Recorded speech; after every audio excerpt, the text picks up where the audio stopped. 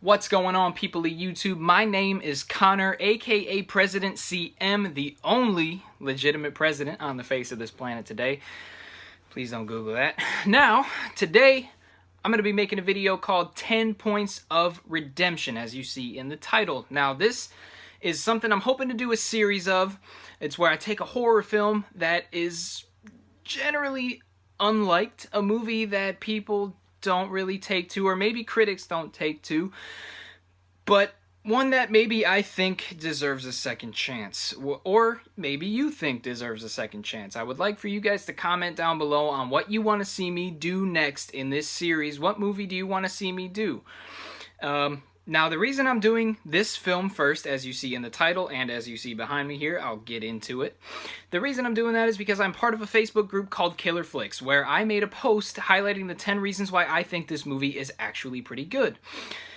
In that, people who even disagreed with me saw that the points might, have some validity to it. So, after a little bit of encouragement from some friends and even some people within Killer Flicks itself, I decided to go ahead and make this movie. Now, I apologize ahead of time. I kind of just started this on a whim. I'm not very good at editing. I'm not very good at putting things together yet. I'm going to learn how to do that as I go. But this is my first video, and I am presenting this to you, the first 10 Points of Redemption video. And it is going to be for Rob Zombie's Halloween 2. Now, I'm going to be talking about the director's cut today, because that's the edition that's easily available to everybody. You can pick up a copy of the theatrical cut. I've seen the theatrical cut myself. There are a couple differences. I'm going to be talking about the director's cut because that's the one that I saw first and the one that is most readily available to everyone. Now, my first point of redemption for this movie is that it's not a remake. Now, I know that's an easy point to go to. It's easy to say, oh, well, it's not a remake, it's a reimagining. But that's exactly what I'm going to say, because when I watched the first movie, part of me kind of understood that. Part of me understood this isn't the same Myers character, and I like the changes that they made in that movie. But in the second movie, for some reason, I didn't keep that mindset. I should have. But when I watched it, I expected it to be almost like the first movie was, where it was going to do some things different, but it was basically a retelling of the first movie, which a remake should do. A remake should stay true to its source material, but this did not, because it is not a remake. And when I was able to realize that, it helped me like the movie a little bit more. Not a ton, some of the directions that they took still kind of, was iffy to me. I'm a huge Halloween fan. All the movies now have some redeeming quality, except for Resurrection. But I will say that the direction that they took with Michael Myers is more understandable when you realize, hey, this isn't a retelling of John Carpenter's 1978 classic. These characters are not the same. This is a new Halloween, a new Michael Myers, and a new set of characters with the same name that we saw before. This is a retelling, a reimagining of this story. Now, the second point that I'm going to make has to do with that a little bit as well, and it's the fact that Michael doesn't wear his mask in this movie, and that might not be that bad. Now, Michael does have the mask on a little bit. When he kills, he has it on. But I kind of like the fact that he doesn't have his mask now that I realize the motivations of his character. Now, when you go back to the first movie, you see that his mother, who he uses as his guide in this movie, the vision of his mom is what Michael Myers uses as his motivation, and to keep going. It's what he uses to help comfort himself, because his mother was the only comforting thing he had in his life. She did not like when he wore the masks. He said it hides the ugly, and the things that he does while he has the mask on in this movie are pretty damn ugly. Now, I know he has a kill where he does not have the mask on, and his anger gets the best of him, but ultimately Roscoe did attack him first, and that could be something that Michael's using to kind of justify it. And people thought it was kind of strange that that was the first kill he didn't use it on. But I think ultimately she wouldn't have been as mad in his mind with that kill. And that's why he didn't have his mask on, and why he put it on to go in, because she knew the owner of that club, because that's where she used to work. So that, I understand why they did what they did with Michael not wearing his mask a lot. His mother didn't like it, so in a lot of their interactions, he doesn't have it on. So now that, you know, you realize that it's not as bad. I still don't love the fact that they did it, but I don't hate it either, especially when you realize what this character is. Now, my third point is the acting is not that bad. Okay, and a lot of people criticize the acting of this movie. They like to say that it's not, you know, well acted, but in my opinion, there's really only two performances that are a bit underwhelming, and it's that of Sherry Moon Zombie and of the young Michael. Now, Sherry is not a bad actress in my opinion. I think she catches a lot more flack than she should. I think she's just one of those actresses that, you know, she's not great with dialogue that isn't written very well. And in Rob, as much as I love his movies, and I really do love his movies, I review them all favorably. Even, you know, 31, which got scathing reviews amongst the horror community, I thought was not, you know, that bad. I think I'm able to separate his movies. I know very well that his dialogue is not that great sometimes.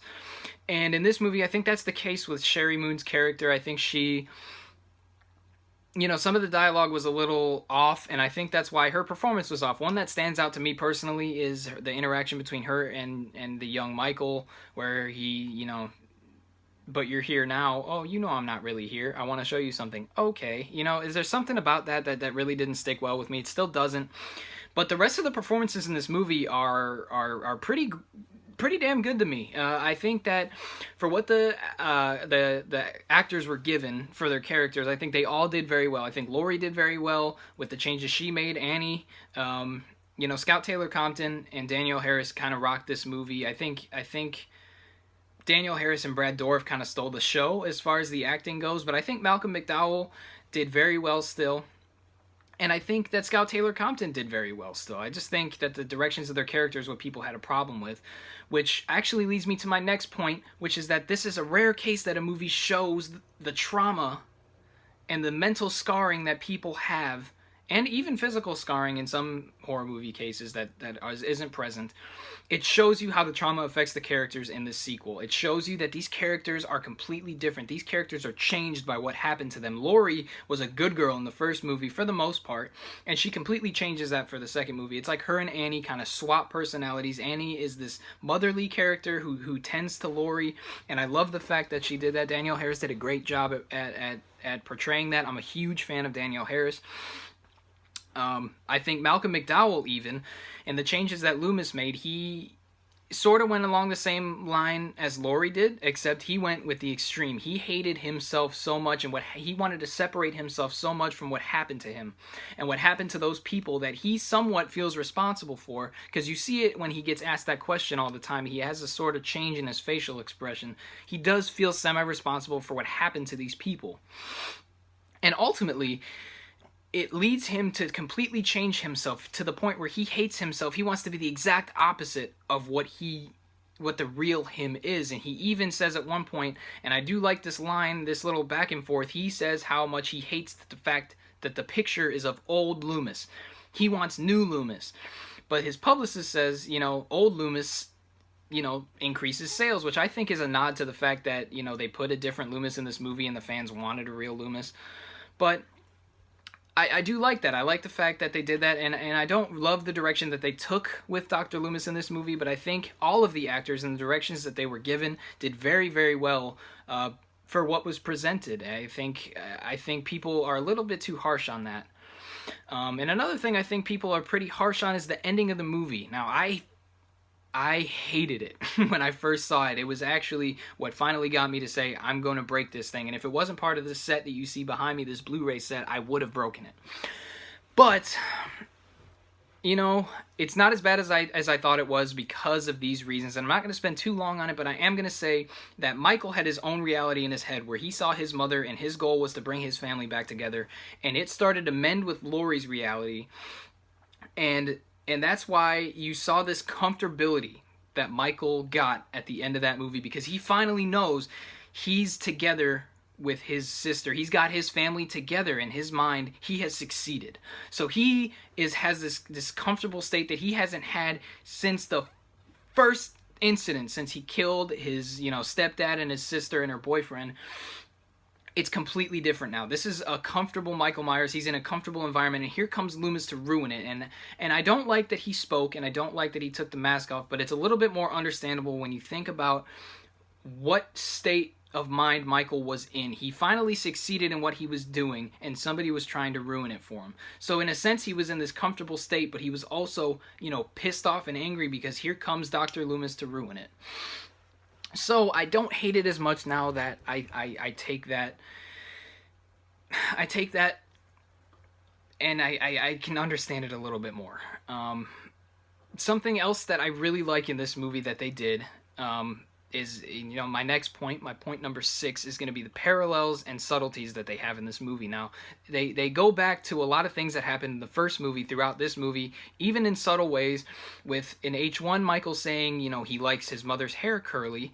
Well, you know, we see throughout the movie that she has a tendency to wear it, you know, straightened.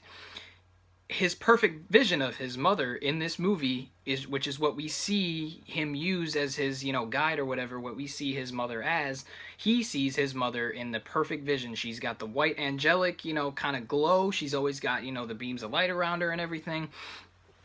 You know, the white horse that he uses to think of her. And on top of that, she's got the curly hair, which is a subtlety that I like that they did that, because in his perfect vision, he still has his, you know, perfect vision of his mother that goes back to what he says in the first movie, which I do like. What I also like about the first movie and second movie is that it shows the parallels between Michael and Laurie. They have a connection almost like we saw between Michael and Jamie in Halloween 4 and 5. They have this sort of connection to each other, and we see Michael's descent into madness where he's not able to properly understand how he's feeling, to properly deal with how he's feeling and handle his emotions, or even express them. And we see that with Laurie in Halloween 2, with her going to the therapist. And I don't necessarily like that they were almost making her a follow-up to Michael. I think that if they made a sequel to Rob Zombie's Halloween 2, they should have taken that in a different direction where she's very conflicted. I did read the script that was supposed to be the sequel. I don't really like what they did in that either. I think she should have been more on the side of good than she should have been on the side of bad, almost like it was hinting towards in this movie. But another thing that I thought was great in this film, which is my next point, point number 7, and I'm not going to spend too much time on this either, but it's Annie Brackett's death scene. Holy shit, guys. That scene was an emotional, you know, that scene was very emotional for anybody who is a Halloween fan, or anybody who's just a fan of the character, which I think anybody who watches this movie can admit that the character of Annie Brackett is one that they like. Whether they like the other characters or whether they don't, they love Annie. And here is a scene where everybody just acts brilliantly, and you see, you know, the fear and the sadness in Laurie, and even Brad Dourif as you know, her father, Sheriff Brackett. People have criticized, you know, his reaction, but I think it's perfect. I think he shows the emotions that would be going through your head when something that, you know, your daughter lies dead on the floor and something that brutal has happened. I think he did that perfectly. And speaking of brutality, my next point number 8, is that Michael is brutal in this movie. Michael, you know, I love Halloween 6. Now, I didn't used to love it, but the one thing that I could admit when I didn't love that movie was that Michael was brutal, and I loved that Michael was brutal. In this film, it takes that to a whole nother level. We see it in the opening sequence, which is actually a dream, but that continues the whole movie. He is brutal. He's grunting when he's killing. He is using his anger on everybody, and I like the fact that he's so brutal that in this film, which is it goes against the criticism that I have of the first movie, the people didn't really all deserve to die in this movie. In the first film, you see people treat Michael like shit, and you understand, okay, I mean, he's crazy, maybe they didn't deserve to die, but they had it coming. You know, in this movie, you know, some of the people did have it coming, but, you know, people like Maya, the character who Michael had no interaction with, she did not deserve to die. You know, Annie didn't deserve to die. You know, we saw him just go after people who did not deserve to die in this movie, and I really like the fact that that was different from the first movie, in which we almost felt bad for Michael and felt like he was justified in killing people. It was almost like a Frankenstein situation. In this movie, it goes completely away from that. You don't feel bad for Michael anymore. You just you can separate that, and you don't feel sympathy for the monster, which I really like that they did. And it separates it from the first movie. And what I also like that separates it from the movie is my point number 9. In the score of this film, not only does it set it apart from its predecessor, from Rob Zombie's first Halloween movie, but it sets it apart from the entire franchise. I like the fact that they don't play the Halloween theme throughout it because it helps me set it apart from the rest of the series. I don't want this to be the same Michael Myers that I saw, because it's not the same Michael Myers that we're used to, and I think that it's a perfect score for what we're seeing on screen. It's a creepy score. The music in this movie really sets the scenes and really helps you get a feel for what the movie is trying to portray, which leads me to my next point, which is another thing that helps this movie set itself apart, and that's the cinematography. Number 10 is the cinematography. I pay attention to that very closely in movies on how they look. If a movie looks like shit, it's gonna affect my opinion on the movie, and I think this one looked beautiful. I think some of the shots that they had, with Michael walking through the fields, and you had the beams of light and in the night shots, and even with the scene with Laurie running away from Michael in the woods, the beauty of the lighting in that movie, in my opinion, it sets it apart completely, and it really shows the supernatural element, which I know people didn't like that they went away from that from the first movie, but I didn't mind it too much because the first Halloween in 1978 kind of went with, we don't know what he is, but he's a kid that went crazy, and then it went into a supernatural element for the rest of the series. After Halloween 2, I think Halloween 2 he was still kind of human. We could still kind of believe it, but I didn't mind it too much, the fact that they went away from that, and I like that the fact that the cinematography goes right along with it. It's out there, it's crazy. I think the opening sequence of this movie with Laurie walking down the street is shot very well. Like I said, a lot of the lighting scenes, the scene with Michael, being beaten down in the field even looks beautiful.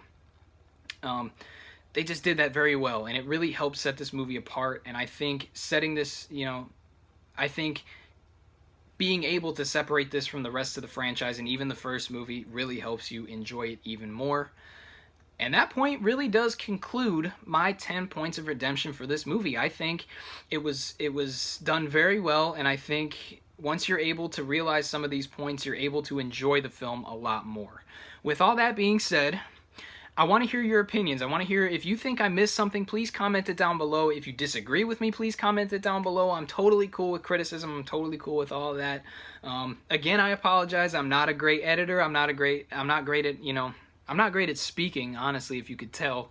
And I'm really excited to continue this series, and I'm really excited to continue this channel. I really hope that you guys come with me on this. Really hope that you guys give me some suggestions to continue. And honestly, I'm just excited to talk about movies with everybody, especially if it's in the Halloween franchise. Ultimately, I want to say thank you to the Killer Flicks people and some of my friends for encouraging me to do this, and for being so awesome in the case of the Killer Flicks people. And ultimately, I wanted to say, that this movie, to me, is one of my favorite of the franchise, and I hope that I was able to turn you around as far as how you felt about it if you hated it. That being said, if you want to drop a comment, drop a subscribe, even like the video, I would love it. I have been your president, Connor McCarthy, aka President CM, and I would love if you came back to see me again.